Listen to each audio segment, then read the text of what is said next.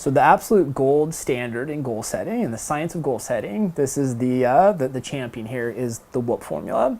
I think it was really formulated, and Gabriel Oettingen has written books, and there's actually a WHOOP app that I highly recommend checking out.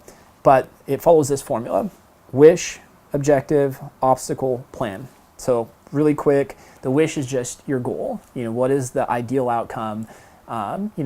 Theoretically, when you do this, you're supposed to kind of really visualize it, see it.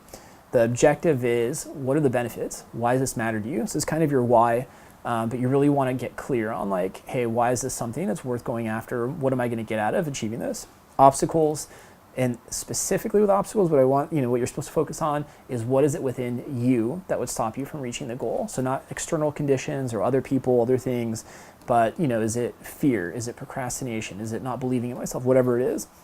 And then the plan both needs to address the obstacle. So it needs to have some way of saying, if this is what I know the obstacle is, here's how I'm going to create if-then implementation strategies. I'm going to create some way of overcoming that obstacle. And then you also want to have a very clear plan of, this is what I'm going to do. Here's all the small micro steps necessary to take action today, this week, this month to get to that long-term goal. So that's the WHOOP formula or plan of setting goals. I highly check. There's more information in science and research on why this is so effective, but I'm not going to get into that right now. So next thing I wanted to cover in order to help you make sure that you're reaching and achieving your most significant goals this year is the why versus the how. So there is some thought and theory, if you have a compelling enough why to reach your goals, that you'll figure out all the how on how to reach there.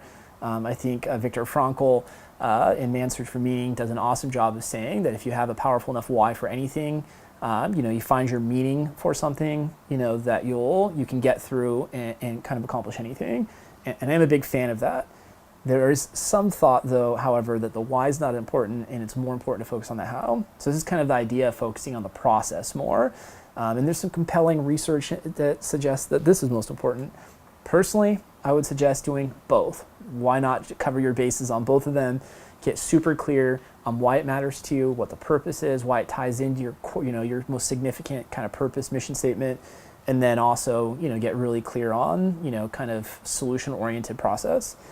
I will say as a quick thing on the how, process orientation versus outcome orientation. So when you're too focused on, reaching the big goal, you want to, get a promotion to senior management this year. I want to, get in this level of shape. I love setting big, huge goals, but sometimes it feels daunting because it feels like something that's so far away and you don't necessarily connect how what you're doing today is going to lead to the big results at the end of the year. And so in that regards, it's much more important on a day-to-day basis to focus on the process. I'm committed to every day, putting in my best effort. I'm committed to every day working out for 15 minutes, whatever it is, but focus on a process that's going to get you to that goal. And that's really important, and especially that helps you to make the incremental progress, right? There's nothing more powerful than the power of progress. When you start to see yourself getting unstuck and you start noticing, hey, I'm picking up these small little victories, that is so motivational. It's inspiring. It increases hope. It basically increases all of the neurochemicals in your brain that are most important to increasing motivation and increasing resilience, persistence, things like that. Another concept that I at least want to just kind of mention or touch upon is this idea of goals versus standards versus systems. There are some people out there that just seem to be allergic to the idea of setting goals. Just really, the rebels, that just a variety of people that don't like committing to goals. Get that. Again, I'm a pragmatist. I'm all about what works and what functions.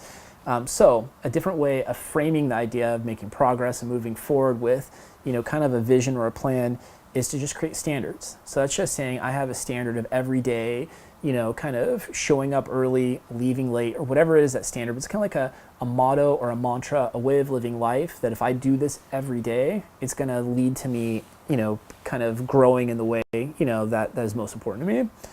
Or creating systems. Systems is just kind of another way of saying creating habits or routines, right? That again, if I'm doing this with consistency and regularity, these are the types of habits and types of systems that help me to really make, the most efficient and effective progress. So, there's definitely some good books that kind of describe, ways to develop systems versus, standards versus goals, but just wanted to mention that if you as I talk about goals, you find yourself feeling kind of repulsed or upset or anything like that, that's okay. I got your back. We can do standards or systems instead.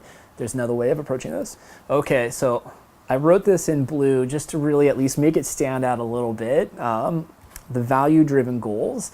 We kind of covered this a little bit on the SMART goals and the relevant, and also on the WHIP goals connected to the benefits.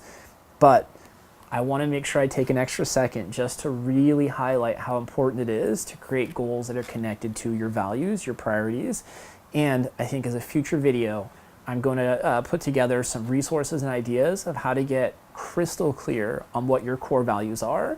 I think a lot of people have an idea of, like, oh, I know what's important to me, but you should be able in like one sentence to be able to really highlight, like, this is what I'm all about. When you get that level of clarity on your core values and priorities, it really helps you to just be dialed in a way that's incredibly effective. And again, there's some research that I'd love to highlight related to that and why it's beneficial, but I just wanted to make sure I took a second, to do this.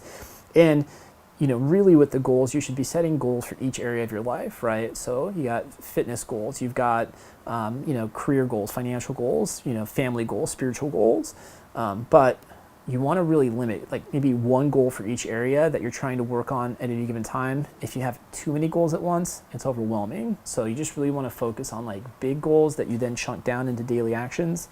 And I love the idea that Shailene Johnson came up with, this concept of a push goal.